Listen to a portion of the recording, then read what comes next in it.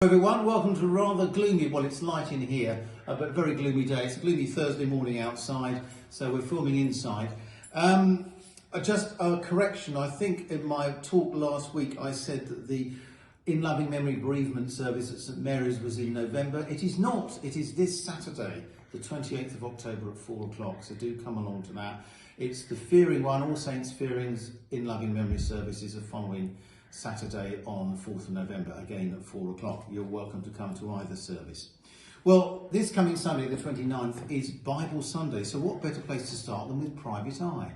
And there's a, that if you know your Private Eye, and do read it, it's very informative, there's a joke series of newspaper articles in the middle, and this one is from the Biblical Times, topical, Friday 20th of October 2023 BC. Jericho destroyed, peace assured.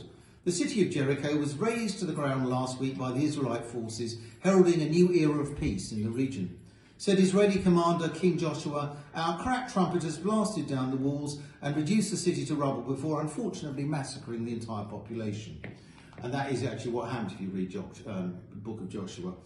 Joshua defended his actions, saying, it may look like a disproportionate response to the Canaanite threat, but believe me, this is the only way to sort out the problem so that it doesn't continue for thousands of years into the future in a never-ending repetitive cycle of death and destruction. Well, you can see the irony in that, but you won't really get the joke unless you know about the biblical story of Jericho and the walls coming down when the trumpets blast. In that sense, it's just a minor example of the way that the Bible is central and foundational to our culture. All the religious jokes, those who don't know the Bible aren't really going to get them. And you'll be completely flummoxed if you go and see Life of Brian, which I would advise you to do so because it's a very funny film, but you need to know your Bible to get all the jokes. At the same time as that story, that famous story we think of as a kiddie's story we tell about Joshua and marching around the walls 7 times and the trumpets blast and they all shout and the walls come tumbling down. The bit we don't tell the children is that then the entire population, apart from one woman, a prostitute interestingly enough, so it doesn't come into the children's versions, is put to the sword. And so for good reasons and bad, we need to know our Bibles. Contrast that with what Jesus says. Blessed are the peacemakers, for they will be called children of God. And if someone strikes you on the right cheek, show them your other cheek also.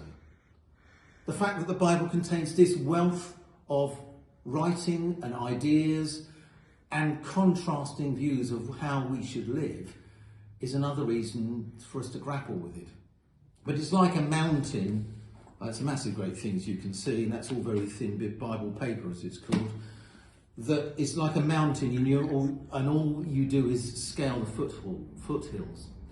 But that's what we need to do, and that's what I'll be talking about in a little more detail on Sunday. I do hope you do have a Bible and begin to have a look at it.